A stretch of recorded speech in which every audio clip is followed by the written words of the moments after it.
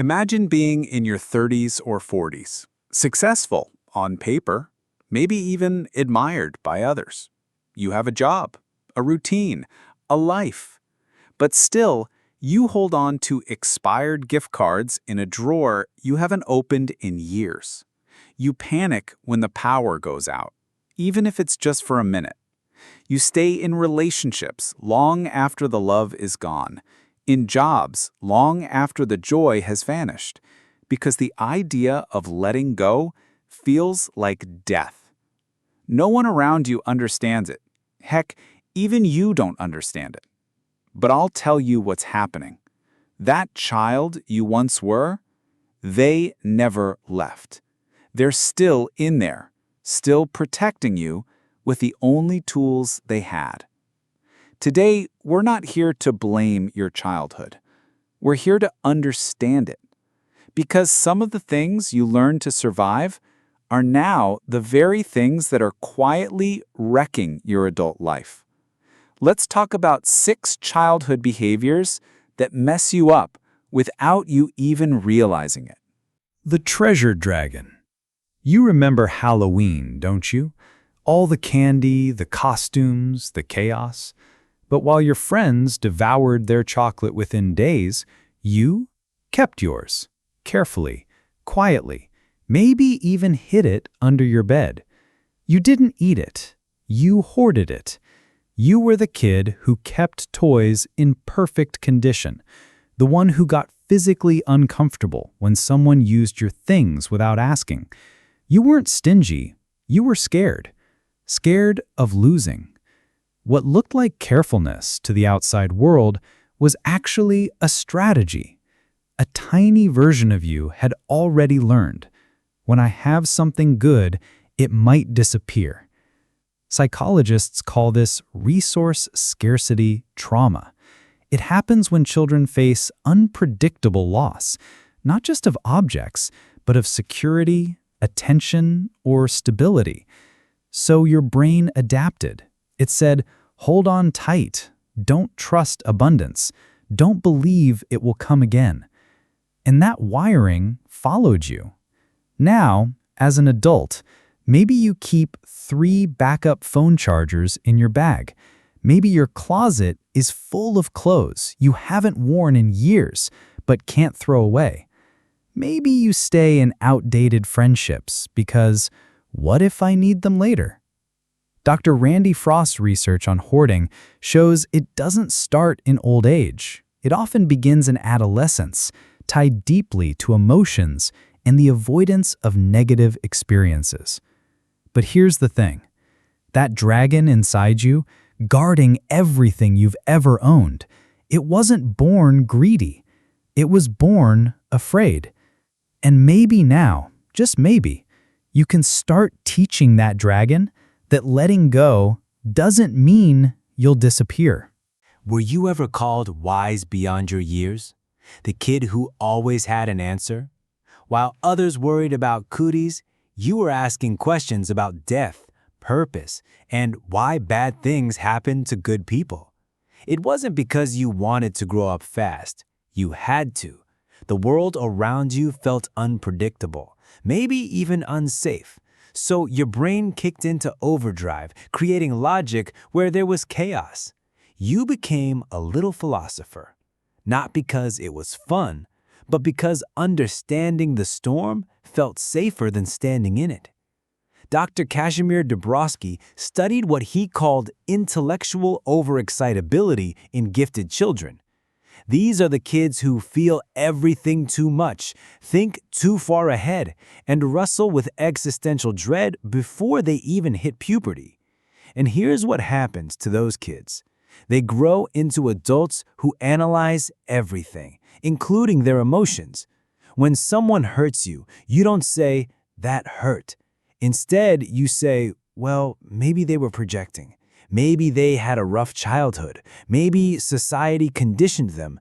And while that's brilliant, it's also lonely, because emotional intimacy isn't about always understanding the why. Sometimes it's just about saying, "Ouch." Dr. Mary Ella Jacobson explains that highly intellectual children often develop emotional avoidance as adults. They confuse insight with healing. But here's the truth. Your ability to analyze is beautiful, but healing doesn't live in your mind. It lives in your heart. And you can't logic your way into connection. You have to feel your way there. Some kids grew up with bedtime stories. You grew up with alarms. Maybe your parent had depression or drank too much. Maybe there was yelling, silent tension, or constant financial panic. Maybe you never knew what version of mom or dad was going to walk through the door. So you became the tiny firefighter, putting out flames that weren't yours, solving problems before they started, smiling to keep the peace, taking care of everything so nothing would fall apart. And people praised you for it. You're so mature. You're such a helper. But they didn't see the cost. Now you're an adult, and peace makes you nervous. Stillness feels like failure. You unconsciously seek out chaos, not because you like it, but because it's the only state where you know who you are.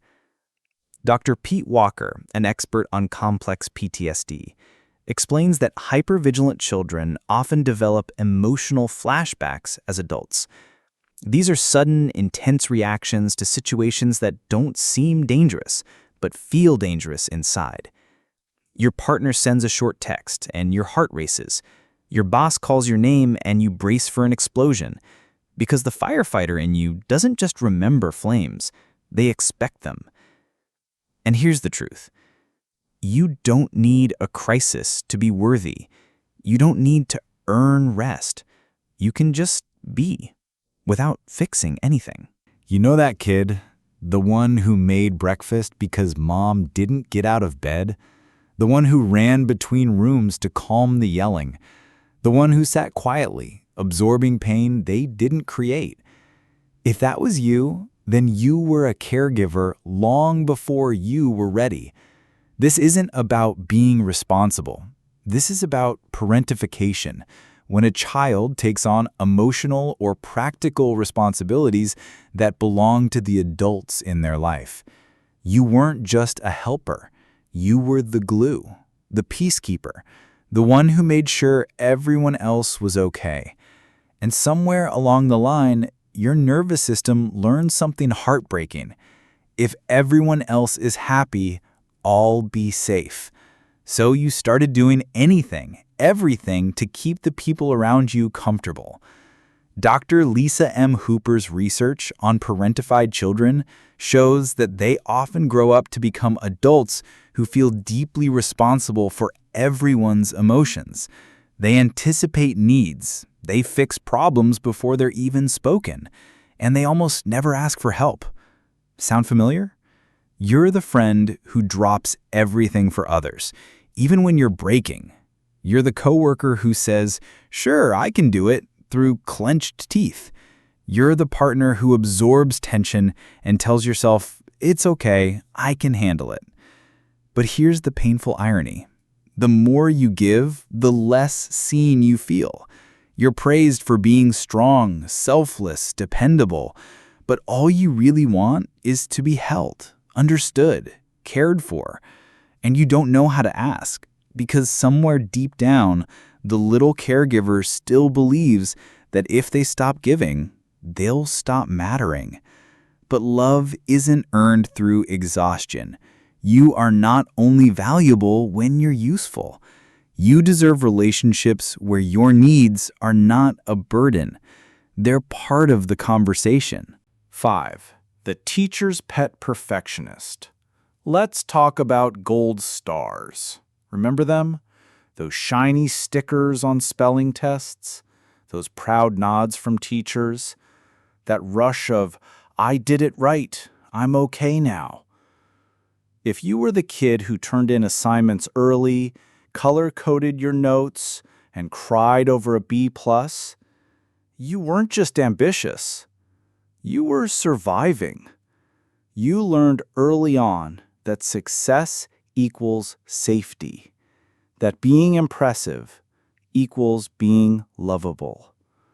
And so, you built your entire identity around one thing: being perfect. But here's what nobody told you. Perfectionism isn't about high standards. It's about fear.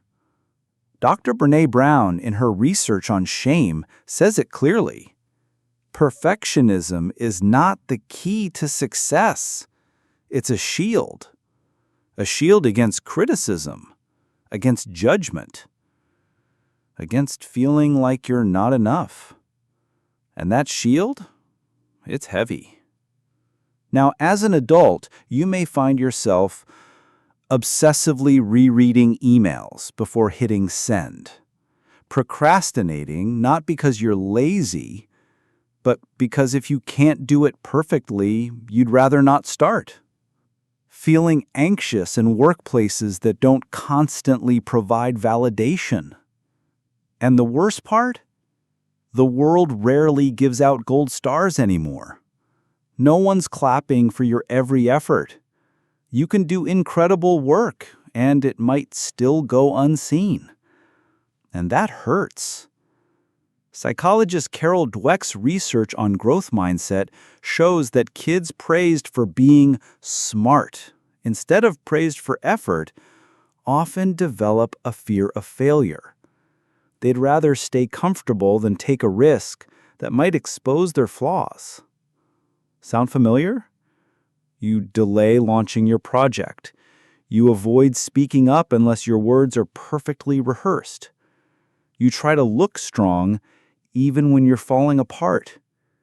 Because deep inside, there's still that little kid, terrified that a single mistake means you're no longer worthy of love. But what if failure isn't proof you're broken, but evidence that you're growing? Perfection might keep you safe from criticism, but it also keeps you far from joy, from freedom, from the messy, beautiful work of being fully alive. You are not a test score, not a resume, not a perfectly curated life. You're a human, and humans don't need gold stars. They need grace. 6. The good child frees. Some children fight, some flee, but you froze. You were the easy one, the child who never made waves, who didn't ask for toys, attention, or affection, the one who tiptoed through the house, instinctively knowing that being invisible was the safest way to exist. Maybe you had a sibling who got all the spotlight, good or bad. Maybe you had a parent who exploded at the slightest thing. Or maybe the family was going through something so intense, grief, illness, addiction, that you knew, even as a child, if I ask for anything, everything might fall apart. So you made yourself small. No big emotions, no needs, no trouble. Adults praised you. She's so quiet. He's such a good kid. But what they were really saying was, thank you for not being a burden. And deep down, you heard, I am only lovable when I take up less space. So now, you're an adult. You read every room like a survival manual. You know exactly what everyone else needs before they say a word. But when someone asks you, what do you want? You freeze. You say, I don't know. And you mean it, because you've spent decades unlearning how to want. You're the one who seems low maintenance in relationships, who never starts fights, who says whatever you want is fine. But inside, you're aching, not just for love, but for the right to be seen. Not for what you provide, not for how well you disappear, but for who you are, raw, flawed, feeling. And if you grew up with a narcissistic parent, it was worse. They didn't want a child. They wanted a mirror. Anytime you expressed the thought or need, they punished it. so you became their perfect little reflection. But now in adulthood, you're left wondering, who am I when no one's watching? What do I like? What do I want to eat, to feel, to become? The truth is, the good child in you isn't gone. They're still there, curled up in a quiet corner of your soul, afraid that the moment they speak, everyone will walk away. But hear this, you do not have to earn your right to exist. You are allowed to take up space, to feel too much, to say no, to say yes, to ask, to want, to need. Your existence is not a problem. It's a miracle. And you don't have to be invisible to be loved. So now, maybe you're looking back, seeing pieces of yourself scattered in every one of these stories. The hoarder, the philosopher, the firefighter, the caregiver, the perfectionist, the ghost. And you might be thinking, that's me.